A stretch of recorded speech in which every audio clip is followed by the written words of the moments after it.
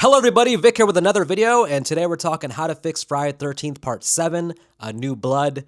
Some may also call it Jason versus Carrie, which was sort of the concept here. Now originally, back in 1986, circa 1987, the original idea for this was actually to do Freddy versus Jason. Paramount went to New Line and said, hey, let us borrow Freddy, and New Line said, hell no, you can't borrow Freddy. You know, they couldn't get the rights worked out, so they pivoted to Jason versus Carrie, and I'm glad they did because Freddy, 1986, Dream Warriors Freddy versus Jason from Hair, we didn't really have Kane Hodder established yet. I don't know, it might have not been the same. I would have loved Freddy versus Jason back in maybe 89, 1990-ish, kind of at the peak of their powers, but maybe not so much in 86, 87. But let's talk Friday the 13th Part 7. I saw this movie for the very first time at a friend's birthday party back when I was like 10, 11, 12, something like that. Great memories, had a great time with it. I've seen it many times as an adult. What is my opinion on the movie overall? I liked it more as a kid than I do now. That's the truth of it. It's one of those movies like Friday the 13th Part 3 that hasn't aged as well in my mind as some of the other entries. Some of the entries like Part 8, Jason Goes to Hell, Part 2, those have grown on me as time has gone on. Those have moved up on my list.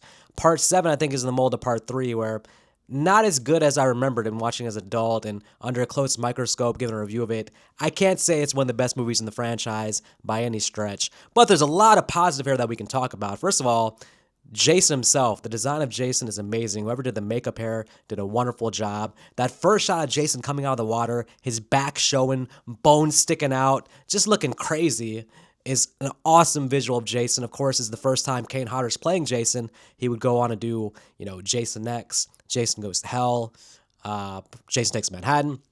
For some people, Kane Hodder is the definitive Jason. I disagree. I think he's done it the most, so he deserves a lot of praise for that. But I like Part 4 Jason better. I like Part 6 Jason better. He's not the definitive Jason for me, but I think a lot of minds, when people growing up, they just know Kane Hodder as Jason. So I understand the praise for that. And I think his best performance as Jason is right here in Part 7, but mostly the makeup just looks amazing. Jason himself is a daunting figure. What else is to like here? Well, I do like the Jason versus Carrie concept. I think that it's interesting to get a main character who fights back in a different way. We don't get, just classic girl falling down chase scenes at the end here. We get Tina being like, hey, listen, you may be Jason, but I'm Tina, damn it. I will kick your ass with all types of crazy stuff that you've never seen, Jason, things you've never imagined. So the whole last 20 minutes, the entire climax, is more fun than most of the last 20 minutes climaxes in the franchise. So I'm a huge fan of the last 20 minutes. What else is to like about it? Well, in terms of the kills, there are some good kills here, but Friday the 13th Part 7 was one of the biggest victims of the MPA. Now, of course, famously, the MPA hated the Friday movies. They would submit something, MPA would chop it down to pieces, take the gore out. But most famously, Part 7 had a very gory, bloodier, show everything to you version that got chopped down by the MPA. So the version most of us have seen is really not the final realized version that the director maybe wanted. So some of the kills in concept are great, but the final result maybe not as good as we would like. Although I think there are some uncut, deleted scenes maybe now have resurfaced on the internet and on the Blu-rays and things, so that might be something to look out for. All right, so before we get into what I would do to improve the movie, of course, in the comments, let me know how you feel about Part 7. What would you do to fix it? And, of course, if you like the video, like the channel, hit the like button, the thumbs up, subscribe. I appreciate every new subscriber that we get joining us on the journey through horror franchises, going through all the Friday the 13th movies. Now, of course, I skipped Part 6 because I've done a big video about Jason Lives that's in the archives, actually featuring Tommy McLaughlin, the director. And go check that out if you have not, if you want my thoughts on Part 6. To me, Part 6 is my favorite movie in the franchise. There's just not enough there I would improve or fix upon to actually make a full video about that. But all right, let's jump into Part 7. Well, right here at the opening, we get this. Well, let me start off. There's actually a Crazy Ralph narration at the beginning that's fantastic. Let me add that into the positive as well. Narrating the previous sort of history of Jason, the first few movies, how Crystal Lake is cursed. I do love that. That's amazing. But then we get to this this kind of flashback opening sequence of Tina as a child, and her mom and dad are arguing. Her dad probably an abusive alcoholic. We don't get the full context here, but she's going to end up using her powers to unfortunately kill her father. Now, I understand this scene is maybe needed for the context, the backstory. I mean, they probably could have explained this in future scenes, have Tina give a monologue to her mom and talk about this without actually showing it. But I guess there's power in showing it. But there's one mess up here, one thing that's going to throw the timeline for a crazy loop here, because this is Tina as a kid, and then we're going to cut to Tina as a teenager, which means there's a time jump here. And that's okay. It's okay to have a time jump. But how big is the time jump? Well, remember at the end of part 6, we have Jason in the water. Tommy and Megan have defeated him. He's tied to a rock down there. Boat propeller done messed up his mask, messed up his face. So Jason's down there in the water. So this movie could just pick up right where that left off, but with Tina as a teenager coming to, Camp Forest Green, and Jason's still in the water. But the flashback with Tina as a kid, there's one mistake here that I feel like was just unneeded. They show Jason in the water with Tina as a kid. At the beginning of this flashback scene, they show Jason in the water. So that establishes that Jason was there in the water. This Tina as a kid here is after the events of part 6. That makes such a huge time jump, because now the damn movie is going to take place basically in the late 90s, and everything about this movie, the fashion, the way characters are talking, the look of it, all feels like the 80s still, but timeline-wise, you're pushing this movie out to like 1997, I think. So just take Jason out of the water. Don't show him in that opening flashback, because if you don't show Jason in the water there, this opening flashback scene with Tina as a kid, that can take place at any time in the past. That could take place during the events of part 4, part 5, part 6. You can show that, you can have that being an A point in the timeline. So then when Tina's a teenager, we're cutting to maybe just right a few months, a year later after part 6. But instead, this is a huge time jump that doesn't make sense in the overall movie. So I would take that out. Speaking of that, in part 7, the name of the camp is changed back to Camp Crystal Lake. Now in part 6, it was Camp Forest Green, with good reasoning, because with all the Jason bullshit that had gone down over the previous years, they wanted to move on from the reputation of being a lake that you don't come to. Because, if you come to Crystal Lake based on the reputation, you're probably going to get killed by Jason. There's a good chance Jason is going to come and kill your friend group. So they changed to Forest Green, which is a good idea. More murders happened at Forest Green, the events of part 6. So somebody in charge made the decision to change the title back to Camp Crystal Lake. How does this make any sense at all? If anything, they would maybe even change the name of Forest Green to something else now to get rid of any reputation for him from the deaths at Forest Green. But back to Crystal Lake, I know this is the 90s or 80s, let's say the 80s. Let's say there's no internet, so there's no way for, information is not as paramount.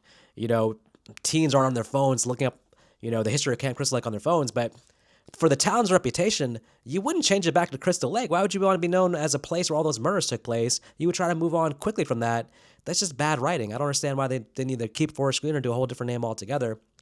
Speaking of that, being that's called Camp Crystal Lake, how in part 7 do we still have a group of teens coming to the camp to party and get killed by Jason? Like, how is there not some awareness here? I mean, you can say these characters are from out of town. Maybe they just don't know. But I got to think that Crystal Lake, the name Crystal Lake, for everything in the vicinity, like the whole state or within driving distance, Crystal Lake would be tagged with the reputation of like, hey, there's a killer here, don't go there. By the way, the events of part 6, like Jason's body's never been found, so there's a killer who's supposed to kill people who's still at large.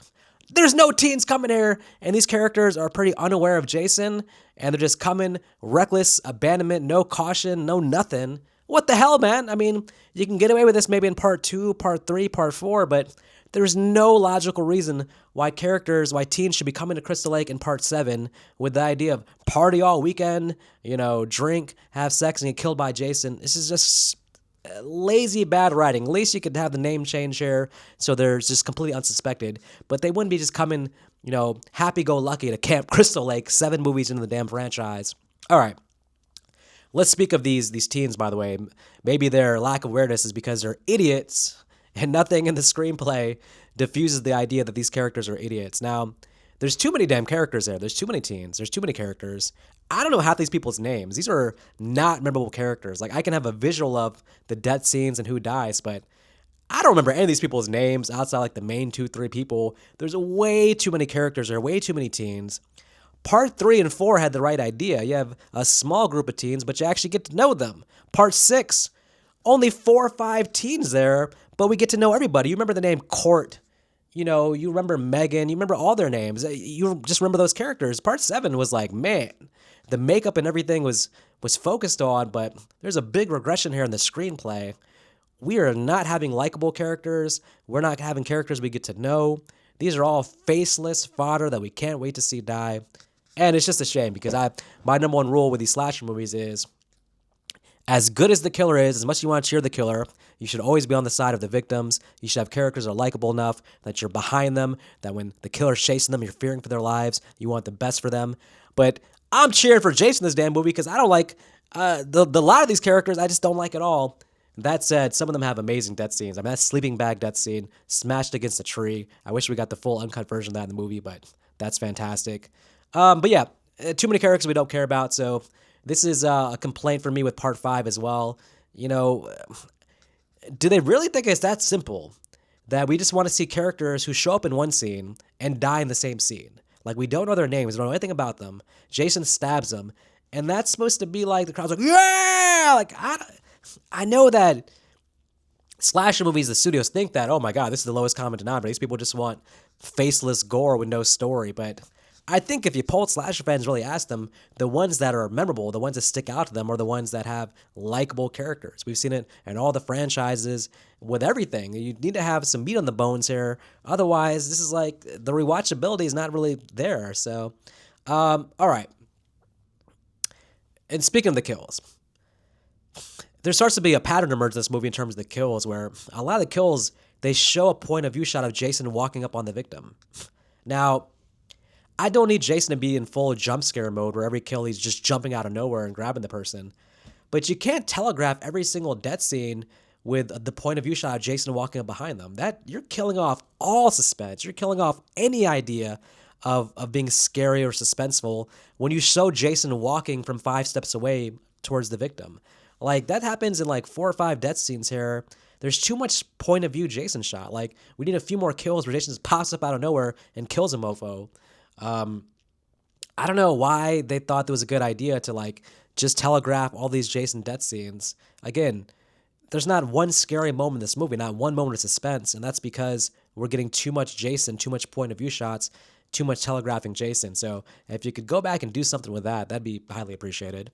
Okay, of course, our main characters, you got, Tina, Melissa, the boyfriend, the would-be boyfriend, the potential boyfriend in the future, we don't know, but the parent figures, you have the mom, you have Dr. Cruz. Dr. Cruz is a wonderful villain. I would do nothing with his death scene. His death scene is fantastic. He gets his comeuppance. In terms of Melissa, this movie has 2 human villains, and that's pretty interesting. You don't have likable characters, but you take the time to invest in 2 human villain characters, Dr. Cruz and Melissa. Dr. Cruz gets his comeuppance. Melissa, she does have a great death scene, getting thrown to the damn TV or across the room over the top of the TV, axe to the head. It's a great death scene, but you can't help but think this movie would be so interesting if you kill the boyfriend and the movie ends with Melissa and Tina having to work together to take on Jason. Think of how much of a fun dynamic it is. These characters hate each other, but I can't imagine that Melissa's just pure evil. I think probably has a decent heart, but just she's kind of playing up her character a bit, and the movie wants her to be a cliche. But if you have Melissa and Tina have to work together against Jason, you can maybe still kill off Melissa at some point during this, but those 2 being the survivors, you kill off the boyfriend. I think it'd be a much more fun dynamic than what we get with Tina and her boyfriend. So I keep Melissa alive and kill off the boyfriend, have those 2 have to work together. You got some comedic relief here. You got them working together, but basically Melissa's just cheering on whatever Tina's powers are. Just like, yeah, get him, but staying on the sidelines, not doing a damn thing. So that at the end, when the ambulance comes, Melissa can be like, yeah, the 2 of us, we took on Jason, and Tina's just side-eyeing her, being like, I did all the damn work here. Okay. Just one thing I would do, it's maybe too bold for a 1980s film to do this where you're killing off the boyfriend, leaving the 2 girls alive, but I would love to see it. Okay, the father at the end. I mean, so much has been said. Jason, on the little dock walk thing, beats up the boyfriend, he's going after Tina. Tina's father emerges from the water. Tina's father, I guess, has been in the water for years. After the events of the opening, when he collapsed into the water, apparently they never came and got his body, so he's been in the water. Or maybe they did take him out, but this is a ghost version of him. But if it's his actual self, he comes out the water looking like his normal self, not decomposed, not a skeleton, not a rotting figure, but looking like he has some dirt on his face. But otherwise, he's good to go. He's good. Come out the water, take a shower, be ready to go, put on a dress shirt, be ready for supper within a half an hour. What the hell is this? I don't understand. If it's a ghost, then we're saying that ghosts exist here in this universe in terms of like Tina. Well, it can't be a ghost though, because it's Tina using her powers to bring him back, right? Can Tina truly bring like a ghost back in that way? Huh? This is asking a lot of questions here. Is it a figment of Tina's imagination? If it is, then who defeated Jason? How did Jason get back in the water? Something had to physically jump up and grab him and bring him in the water. Huh? And then what'd they tell the police when the police came? What'd they tell the authorities? Because theoretically, at the end of this movie, both Tina's father and Jason should be right there in the water for them to go dig up the body. But of course, in Jason Takes Manhattan, Jason's body is still there in the water with no sign of Tina's father. So maybe Tina was like, hey, come get my father's body. We can have a proper burial for him. And then just leave Jason in there. I don't know. This raises a lot of questions, this ending. It's pretty silly. What the hell? Is that Tina's father's real body? Is that just her imagining things?